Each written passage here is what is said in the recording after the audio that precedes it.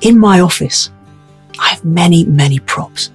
And I was working with a young girl last night. She's 14, and she bounded into my office, and she sat herself down, and she looked across at my shelf, and she said, why have you got a box of soap on your shelf? It's a pretty strange thing for a therapist to have on their shelf. And I said, I'm really pleased you asked that, because it's a prop to remind me about a book that I read about 3 years ago called The Checklist, funnily enough, by Atul Gawande, who's a world-renowned surgeon and doctor. It's a fantastic book, absolutely, but I couldn't put it down. So it's a prop to remind me about that. And she said, "Oh, can you tell me about it?" I said, "Yeah, sure."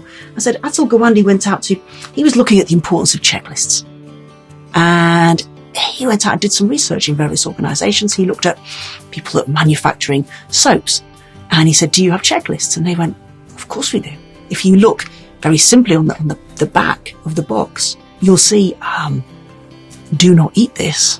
Obviously, that's not very good at all. If you get it in your eyes, if you get soap in your eyes, then just rinse with cold water. If you have some kind of allergic reaction, then go and see your GP, call the doctor. So, yeah, checklist on the back. So he then went out to the building industry. This is a model of the Shard in London. And he said to them, "Do you have checklists?" And they said, "Well, of course we do. We have checklist after checklist after checklist, because the last thing we want is the building to do this. That would not be very good at all. So of course we have checklists. We couldn't survive without it."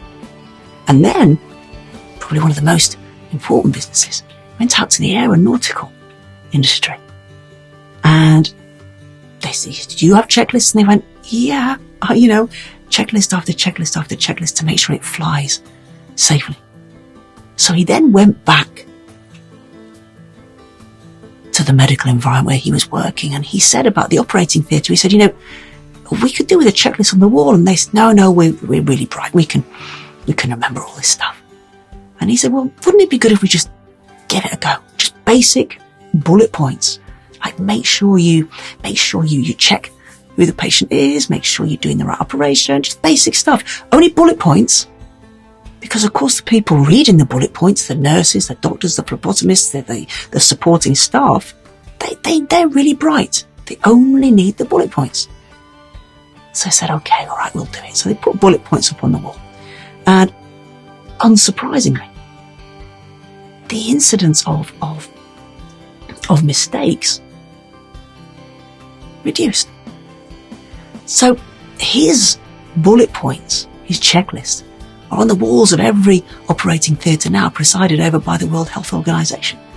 And that's amazing. And of course they change and evolve, because they have to, as we move forward. So I love this book. And I love the idea that it's really important to have a checklist, to write things down so that you don't forget.